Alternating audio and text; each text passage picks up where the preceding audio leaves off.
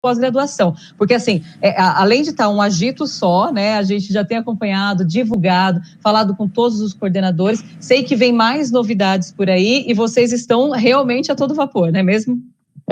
A gente, enfim, quer que todo mundo, todos os alunos, toda a comunidade acadêmica saiba que estamos super dedicados para que os cursos de pós-graduação fiquem cada vez mais efetivos na Faculdade de Direito. Então, a gente vai continuar com força total agora no segundo semestre, com os cursos que nós já são tradicionais lá na pós, que é processo civil, direito e relações do trabalho, diversidades, e a gente vai entrar com tudo agora no segundo semestre também com cursos de extensão. Então, direito sindical, previdência social, digital, direito digital, enfim.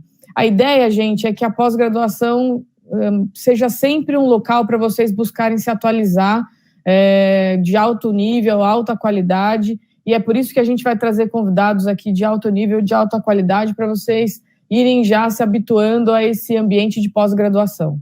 E olha, a gente tem uma tradição muito grande na Direito, São Bernardo, né, enquanto graduação, após também com muitos anos de execução, com muitas novidades, mas o que eu vejo é uma movimentação muito grande e um fortalecimento da pós-graduação e a relevância que tem em fazer a pós na Direito São Bernardo. Vejo muitas pessoas também que já fizeram graduação fora, nos procurando, sabendo o quanto é importante se atualizar com a gente. E outro assunto que eu acho que é muito relevante, todo mundo, tanto o graduando de outras áreas, quanto graduado, né, quanto o próprio que está na faculdade, pode, de uma certa forma, fazer parte, talvez não na pós-graduação, mas um curso de extensão, de um curso de especialização, de atualização. Isso é muito interessante, né, criar oportunidades para todo mundo, não é mesmo, Thaís?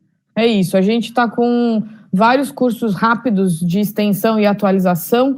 Nós tivemos um curso excelente agora, que foi de Direito Digital, curso assim de 40 horas, um mês, para, enfim, graduandos, quarto e quinto ano, alunos externos. A extensão e a atualização é para todo mundo. A especialização, aí sim, são apenas para formados, já graduados, né? Exatamente. Exatamente, mas olha, que a gente tem esse bate-papo aqui com o doutor Heron, que já está conosco. Eu agradeço a oportunidade de falar um pouquinho com você antes, porque a gente acompanha muito essa movimentação. Parabéns à equipe da pós, parabéns a quem está cursando a pós, né, quem está com vocês, e quem ainda está pensando, está aí na nossa audiência, conversando com a gente. Pense realmente, vai lá, tira a dúvida, conversa, vale a pena. Eu realmente acho que é muito especial o modo como está sendo feito, e já vinha, né, de uma vertente disso, mas o modo como está sendo feito, e vem mais novidade por aí. Eu não vou contar, mas quando a gente fizer o lançamento, em todas as nossas plataformas vai estar. Thaís, um bom evento para vocês. Esse é o primeiro de grandiosidade que vocês vão ter com o Pós-Convida. É uma sala de visita virtual, viu? Isso daí já ficou. E parabéns pelo trabalho, e conduza agora com o currículo do seu convidado e bata um papo muito agradável, que nós da comunicação vamos ficar aqui, e depois, claro, a gente vai colocar em todas as plataformas digitais nossas. Obrigada e até mais, viu? Juliana, obrigada, viu, pelo apoio, pelas ideias novas que você traz, e te agradeço muito. Só está sendo possível fazer isso pelo seu apoio aí também. Todo mundo junto. Muito obrigada. Sucesso para todos. Tchau. Obrigada. Até mais, pessoal. Bom, vamos lá. Primeiro eu queria dar um alô rápido aqui ao professor Heron. Tudo bem, professor? Está aí conosco? Está ouvindo bem? Bom dia, professora Thaís Cavalcante. Muito obrigado pelo convite. Uma honra muito grande para mim. Para mim, eu estou muito, muito feliz de poder bater esse papo com você aqui.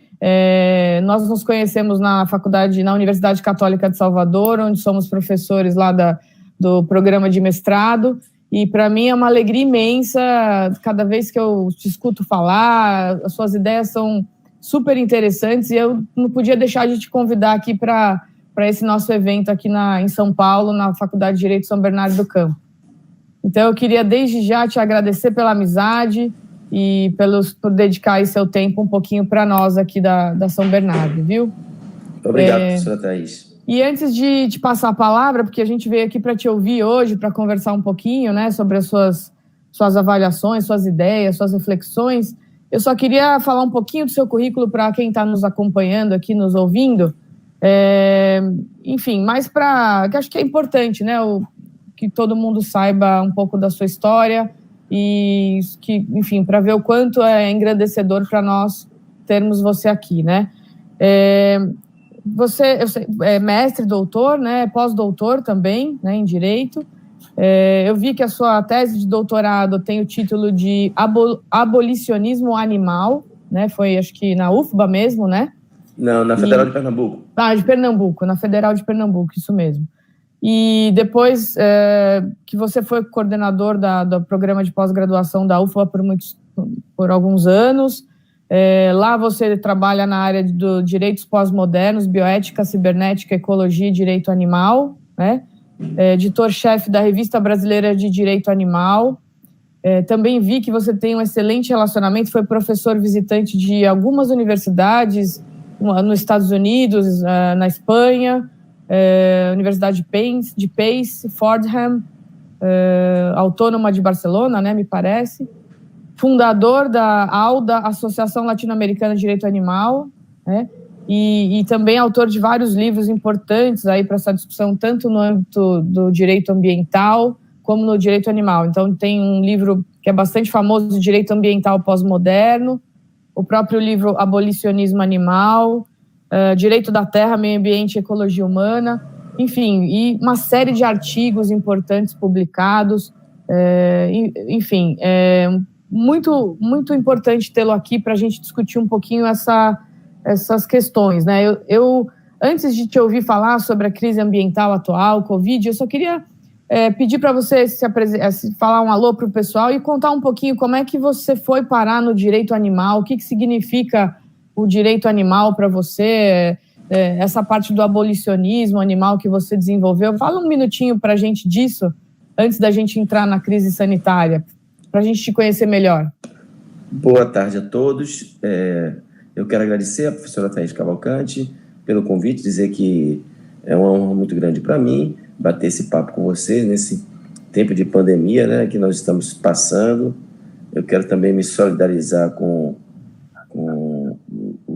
o Estado de São Paulo, que hoje se concentra como centro dessa pandemia e com elevado número de mortos, o que entristece a todos nós, né? Infelizmente, nossa elite dirigente não foi capaz, né, de impedir esse verdadeiro mortandade, né, estúpida de pessoas inocentes, né? Eu tenho certeza que se as medidas fossem tomadas no momento certo, nós teríamos um número bem reduzido de mortos e provavelmente já estaríamos saindo dessa pandemia, né, reduzindo a crise econômica que nós vamos passar, a crise sanitária e a crise econômica que nós estamos para passar. Então, eu quero me solidarizar com todas as famílias, não só do estado de São Paulo, mas de todo o Brasil, que infelizmente perdeu os seus entes queridos quando isso não seria necessário, né? Então, isso é muito triste, eu fiquei muito triste, nós todos estamos muito tristes com o que está ocorrendo no Brasil. A minha ida para o direito animal, professora Thaís, é bom deixar bem claro desde o início que toda essa crise começa com o consumo, né? Ou seja, com uma questão ambiental, com a destruição dos habitats dos animais silvestres, né, que acabam invadindo o espaço urbano e provocando essas pandemias, né, que já estavam previstas, vários autores já previram essas pandemias zoonóticas, né, e muitas outras virão, né? Então, esse é o ponto que eu queria destacar. Eu fui fazer direito animal porque eu fiz mestrado na UFBA, eu me formei em direito na UFBA, fiz meu mestrado, nós não tínhamos doutorado aqui na Bahia. Bahia era um estado que até os anos início de 90 não tinha ainda, teve doutorado com o Orlando Gomes, mas quando o Orlando Gomes faleceu, esse doutorado não se manteve. Eu acabei ingressando no Ministério Público, fiz o mestrado em Direito, na área de Direito do Consumidor, fui para o interior do estado. Quando eu cheguei na capital, você sabe que o promotor do interior ele é generalista, mas quando ele vai para a capital, ele se especializa. E eu me especializei na promotoria ambiental, era uma promotoria ambiental iniciante. Na época, como não tinha um mestrado aqui, ainda estava no interior como promotor, eu resolvi fazer outro mestrado na UFMA, dessa vez em Ciências Sociais, que eu trabalhei justamente no Ministério Público, era um objeto assim, de estudo, Ministério Público, essa instituição nova que estava surgindo pós-Constituição de 88, e eu tinha ingressado nela, uma instituição que eu tenho muito orgulho de pertencer, e eu fiz esse estudo sociológico sobre essa figura desse promotor, quem é esse elemento que surge novo na política brasileira, né?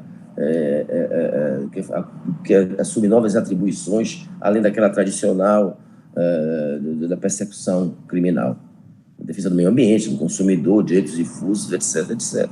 Eu fiz essa pesquisa, né, para saber quem era esse tipo ideal aí, esse tipo jovem que, através de concurso, através do esforço próprio, ingressava na carreira, e queria saber qual era a posição dele, normalmente em temas sensíveis, a questão do aborto, a questão da discriminação de drogas, a questão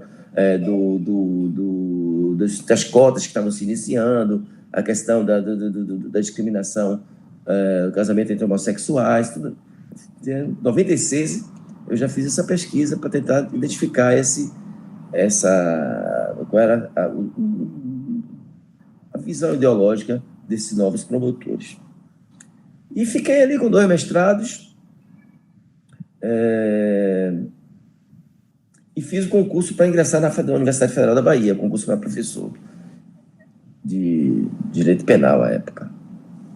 E tive êxito, então eu disse, poxa, agora que eu estou na universidade, eu percebi a importância de ter um doutorado. Mas como eu não tinha doutorado na Bahia, eu já era promotor do meio ambiente e recebia muitas demandas de ONGs de defesa dos animais. E eu acabei optando, achei esse tema interessante, porque eu achava interessante eu sempre gostei de animais silvestres, né? Tive animais, morava no bairro assim, que tinha muitos animais, naquele tempo era bem mato ainda, você tinha floresta, tinha rios, né? Apesar de ser aqui em Salvador, era assim, mais ou menos afastado, e então ele tinha ainda um ambiente de dunas, então eu tinha uma relação assim, mais próxima com a natureza, e aí eu resolvi estudar a Declaração Universal dos Direitos dos Animais. Foi esse o meu tema. Assim, é bom destacar que nessas minhas idas a participar do Congresso de Direito Ambiental aí em São Paulo, pelo Instituto Planeta para o Direito Verde, Planeta Verde, que na época era presidido pelo atual ministro Antônio Herman Benjamin, que era promotor à época, acho que ele já era procurador. E eu conheci um promotor paulista, muito amigo meu até hoje, que é o promotor Laerte Levay. Ele já trabalhava com direito, é um dos primeiros a trabalhar com direito animal aqui no Brasil. Ele, assim como a Edna Cardoso Dias, lá em Minas Gerais, eu fiquei amigo dele, né? Porque também estava entrando nessa causa. Então, foi um conjunto de fatores que me levou a pesquisar esse tema. Então, quando eu fazia meu mestrado meu doutorado lá em Pernambuco, esse tema se tornou fundamental para mim, ou seja, tema de doutorado, né? E minha alma mater acabou sendo a Universidade Federal de Pernambuco. No meu tempo de pesquisa, eu acabei recebendo um convite. Eu liguei para pedir ajuda, porque eu sabia que ele é uma das maiores referências em direito ambiental do Brasil, o então procurador Antônio Herman Benjamin, e ele era professor visitante da Universidade de Texas, né? Ele aí convidou, na época, a mim, que fazia essa pesquisa, e a professora Cláudia Lima Marques, que pesquisava direito do consumidor, e ele era professor, e nós ficamos ali com ele, pesquisando com ele, na biblioteca da Universidade de Texas, etc, etc, e eu acabei obtendo uma fonte, né, acesso à biblioteca. A Universidade do Texas é uma universidade muito importante nos Estados Unidos. Ela tem um prédio de 9 andares só de aula e outro prédio de 9 andares só de biblioteca, né? Então, eu conseguia, naquele tempo ainda era Xerox, não tinha computador, não tinha internet, e eu tirei Xerox, passava o dia todo tirando várias Xerox, e consegui construir uma biblioteca, né, xerocopiada, importante, de direito animal, e que isso me facilitou muito para escrever a minha tese de doutorado. Né? E eu ia pesquisar, meu projeto foi Declaração Universal dos Direitos Animais, mas eu acabei nesse processo mudando, porque eu vi que existia um movimento muito forte nos Estados Unidos e também partes da Europa, especialmente da Inglaterra. Eu me interessei por essa questão e acabei desviando a minha tese para a questão do abolicionismo animal, ou seja, uma crítica que é feita a esse sistema de exploração institucionalizada dos animais. Né? O Peter Singer já tinha feito, já tinha criado o seu livro Libertação Animal, que tinha sido um best-seller, mas eu descobri nessas minhas pesquisas o professor Tom Reagan, da Universidade de Carolina do Norte, que já tinha uma posição assim mais avançada, e porque como o Peter Singer, ele não trabalha com a questão do direito, ambos são filósofos, mas Peter Singer não falava em direito, ele falava em libertação animal, uma mudança mental, né? Uma mudança individual, não é uma mudança filosófica, não é uma mudança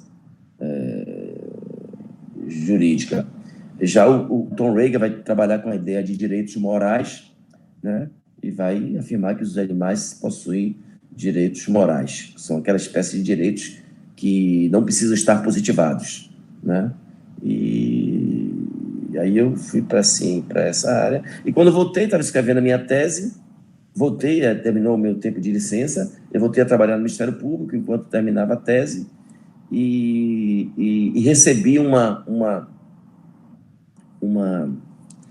demanda de uma ONG defensora dos animais, uma sociedade protetora dos animais, de que tinha uma chimpanzé que se encontrava, que havia perdido seu companheiro de cela e que ela estava deprimida e eles pediam uma providência.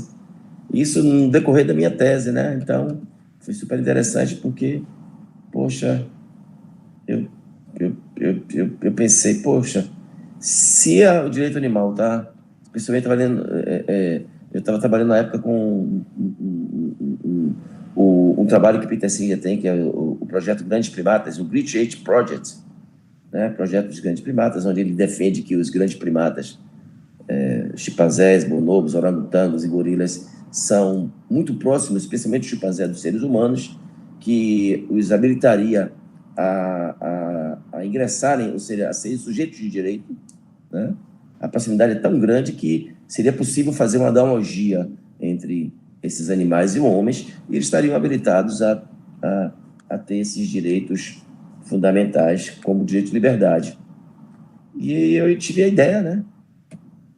Ali como promotor, de resolver o problema. Normalmente eu entraria com ação civil pública para que o juiz determinasse, as sociedades pediam que ela fosse transferida aí para São Paulo, para Sorocaba, para um santuário, né?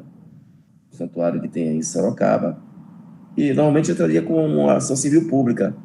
Mas eu pensei, poxa, mas a gente está discutindo a possibilidade desses animais serem reconhecidos como hominídeos, né? Como muito semelhantes aos seres humanos,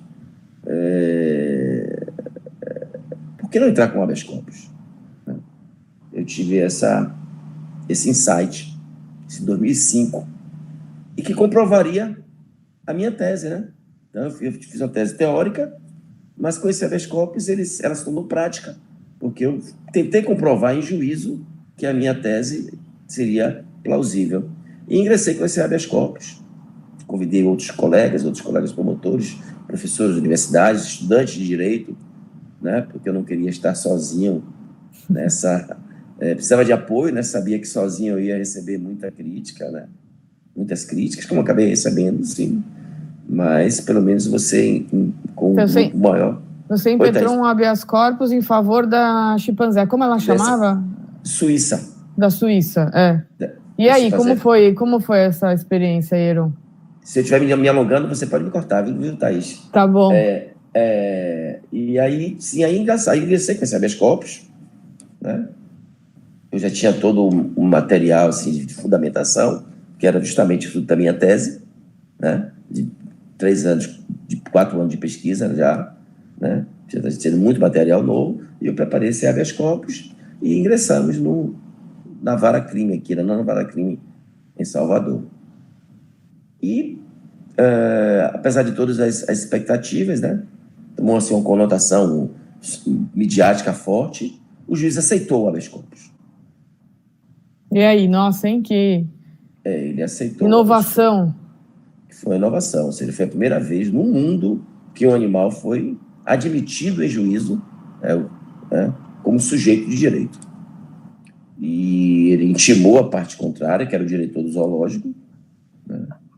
Esteve lá na cela para ver o animal, porque você sabe, no habeas corpus, quando o preso não pode ir até o juiz pode visitar o preso, e esteve lá, deu prazo como o zoológico era estadual, do estado da Bahia, ele deu prazo para o estado se prestar informações como autoridade coatora.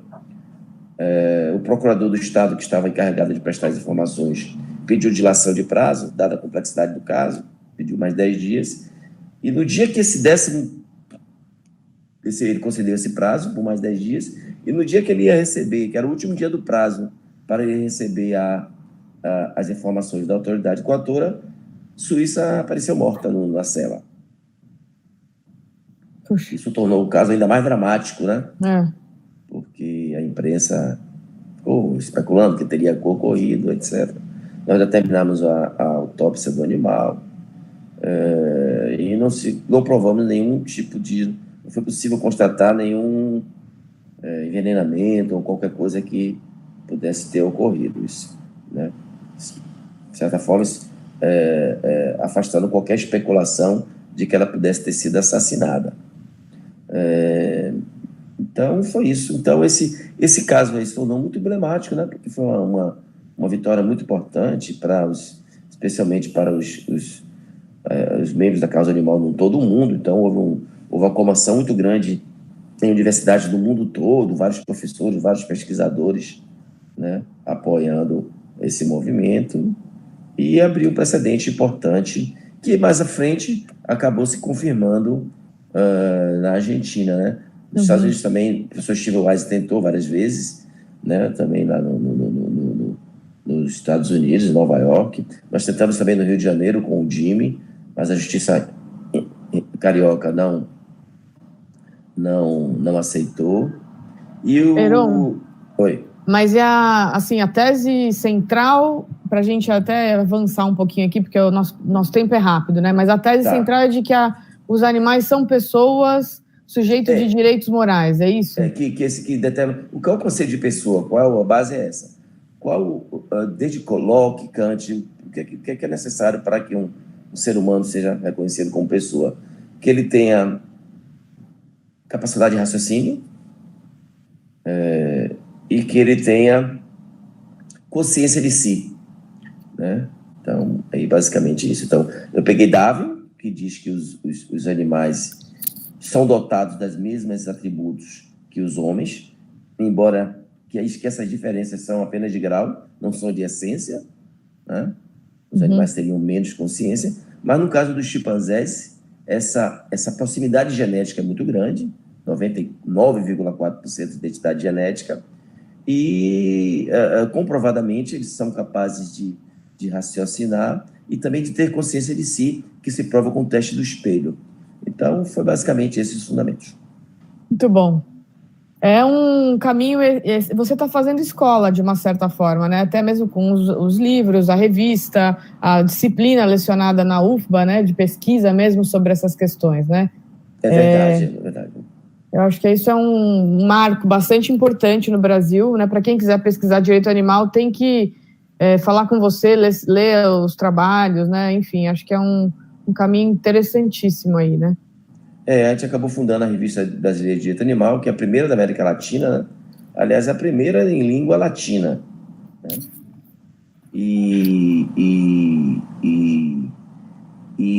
Todos os grandes autores de direito animal têm publicado na revista, que é uma revista qualizada. Muito bom. Da CAPES. Obrigada, Heron. E aí eu te falar um pouquinho, a gente tinha, enfim, até o que você começou colocando, um pouco que essa questão aí da pandemia, do Covid, na verdade é uma crise ambiental, né? Uma crise sanitária, uma crise ambiental. A gente está realmente vivendo um momento único. Você que é da área do direito ambiental, né, estudioso profundo sobre essas questões, fala um pouquinho para a gente suas reflexões, mesmo que seja de forma mais geral, né, nesses minutinhos que nós temos ainda aqui. Quanto tempo você? Uns 10 minutos. Tá ótimo. Sobre essa crise, eu tenho feito alguns webinars, alguns seminários online.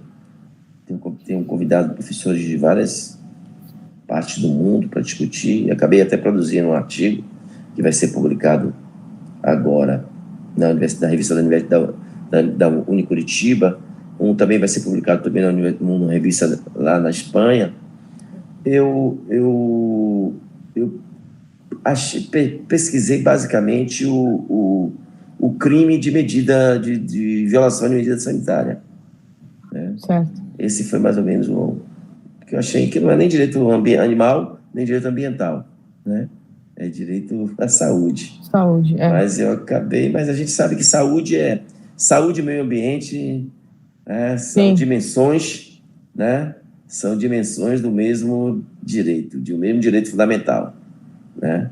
Que é o direito à integridade física. Integridade física, primeira dimensão, saúde, segunda dimensão, e meio ambiente, terceira dimensão. Então, eu acaba havendo uma certa sincronia entre eles. Então, foi isso que eu trabalhei. Agora, o que eu tenho, após eu escrevi sobre o artigo 268, que é o de você... Esse que agora o ministro Weintraub foi multado, né? Uhum. Existe uma determinação sanitária de uma autoridade e a pessoa vai e descumpre, né? Diz a determinação que eu não saia com máscara ou que haja um lockdown e eu desrespeite essa medida sanitária, né?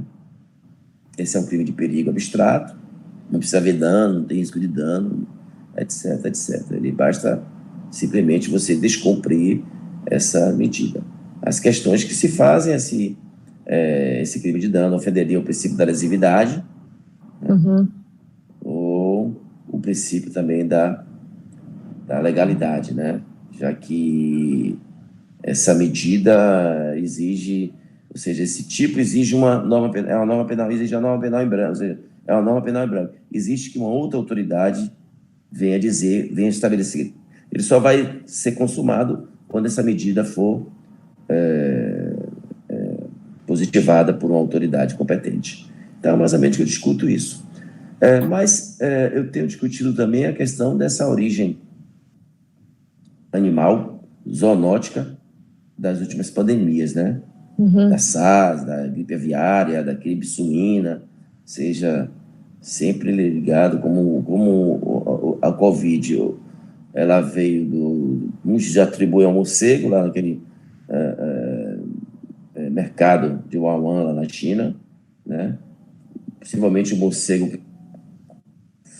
contaminado, né? Se bem que eles comem morcego, né? A China tem um problema, uma superpopulação, eles comem morcego e comem o pangolim, que é uma espécie de tatu. Então ele não sabe se foi diretamente do consumo de morcego ou se foi as fezes do morcego que caiu, fica tudo amontoado, que caiu na jaula do pangolim. O pangolim acabou contraindo essa doença e as pessoas, ao comer o pangolim, uma espécie de tatu, acabou obtendo essa doença que foi negligenciada pelas autoridades chinesas, né?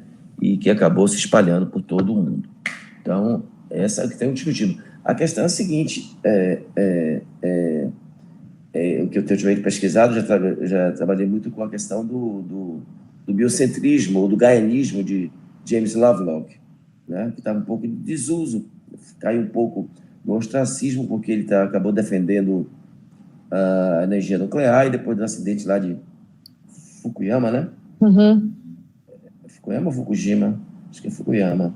Ele acabou, aquele terremoto, né? O tsunami que provocou aquele desastre nuclear, ele acabou perdendo um pouco de credibilidade que ele tinha. Mas é um grande cientista, o maior cientista do nosso século, que nos primeiro a falar sobre o aquecimento global.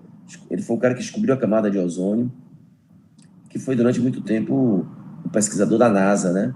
Chefiou. E ele simplesmente afirma que, eu vi recentemente a entrevista dele dizendo o seguinte, que o homem pode fazer, porque não importa o que o homem vai fazer, porque já foi lançada a sorte, a natureza que vai, o próprio planeta Terra, que ele considera um organismo vivo, é que vai resolver o problema. Então, ele continua até mais, ele acha que o planeta Terra é um organismo que vai sobreviver, ou seja, ele acha que o homem não vai destruir o planeta Terra, que a própria Terra vai encontrar um mecanismo de controlar, né, as agressões que os homens têm provocado. É um autor interessante que eu tenho ultimamente pesquisado. Ele defende, como você, talvez, a questão que é cíclico, que a gente vai acabar essa pandemia, entrar em outra pandemia. Isso aí, com certeza. O próprio Noah já defende isso também, o Sapiens, ou seja, isso aí com certeza. Porque a constituição dos habitats das espécies silvestres, elas acabam invadindo o espaço urbano, né?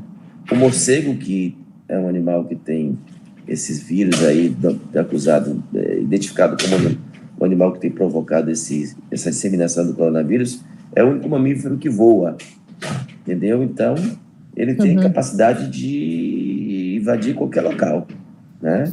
Então, realmente há grande probabilidade, né, de que existam novos vírus. Sem contar que esse vírus também pode vir a sofrer mutações, né? Mas vamos torcer, porque se existe esse desenvolvimento tecnológico científico provoca crises, ameaça a sobrevivência do homem, também ele tem sido responsável pela longevidade, pelos avanços sanitários, e vamos torcer para que logo a ciência descubra uma vacina, para que nós possamos nos livrar desse verdadeiro flagelo que se abateu sobre a humanidade no século XXI.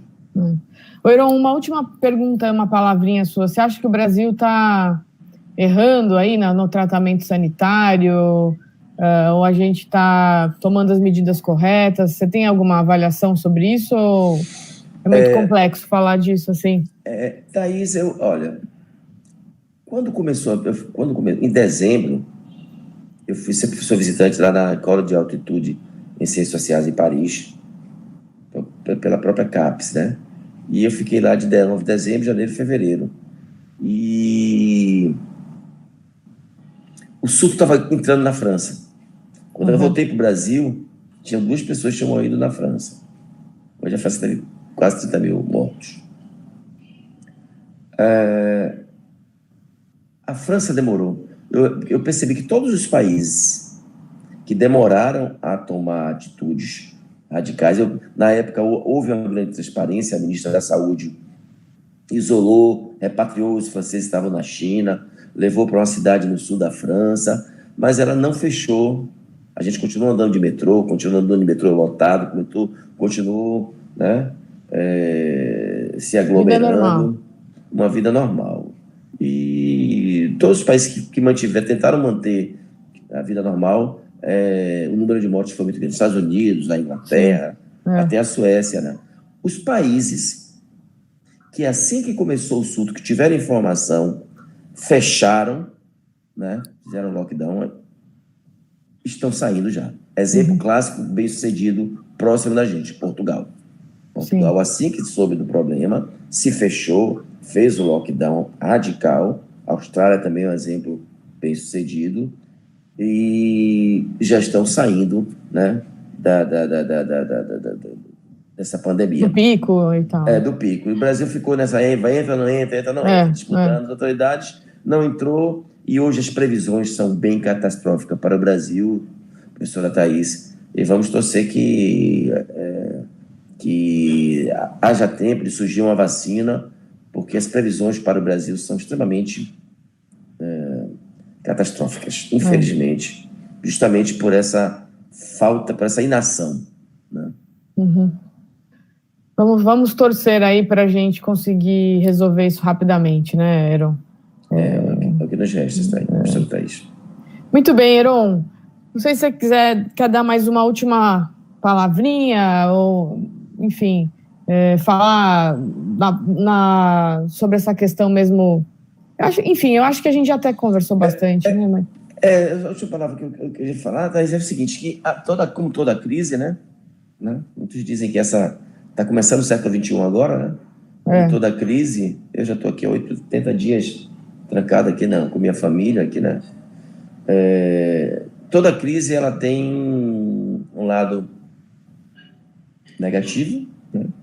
Mas é também a oportunidade de que os avanços ocorram, né?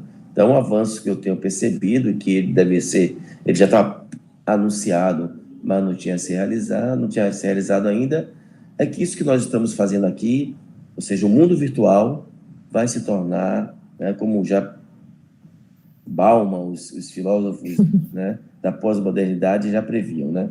Cada vez mais o mundo vai ser virtual, o mundo online, nós vamos estar resolvendo boa parte, que vai ser bom até para o meio ambiente, porque, por exemplo, até pouco tempo atrás, eu recebi um convite como esse seu, aí eu pegava um avião, emitia milhares de gás carbono, uma pegada de carbono enorme, aí chegava aí, pegava táxi, né, para dar uma palestra, e quando nós podemos fazer aqui com a pegada de carbono zero. Então, o meio ambiente agradece, porque nós vamos poder ter mudanças efetivas que serão ambientalmente positivas. Eu acho esse o único lado bom, né, que a gente vai entrar no século XXI efetivamente. Virtual. Muito bem. Obrigada, viu, professor Heron? A ideia desse nosso bate-papo aqui que a gente está criando na pós é que seja algo rápido, mais para os alunos, a comunidade acadêmica possam conhecer coisas, ideias novas, professores novos, professores de fora, né? Então, infelizmente, a gente não vai poder se alongar muito aqui no debate, nem nas ideias, mas desde já eu queria te agradecer muitíssimo, mesmo de coração, por ter disponibilizado essa 1 horinha com a gente, e quem sabe a gente ainda consiga fazer momentos mais longos aí de conversa com você. Parabéns, querida, parabéns por esse seminário, é uma iniciativa muito importante e eu fico muito honrado pelo convite. Tudo de bom, espero que nos venhamos o mais breve possível. É isso mesmo, tchau, obrigado. Boa noite a todos. Obrigada, Heron, boa noite para você também, viu? Muito bem. E ao pessoal que está nos assistindo, eu me despeço também, dizendo que semana que vem, terça-feira, tem mais. Teremos a professora Ana Mastromarino, de Torino, da Universidade de Torino, na Itália, e conversando com o professor Luiz Guilherme Arcaro Conce, que é da Faculdade de Direito de São Bernardo do Campo.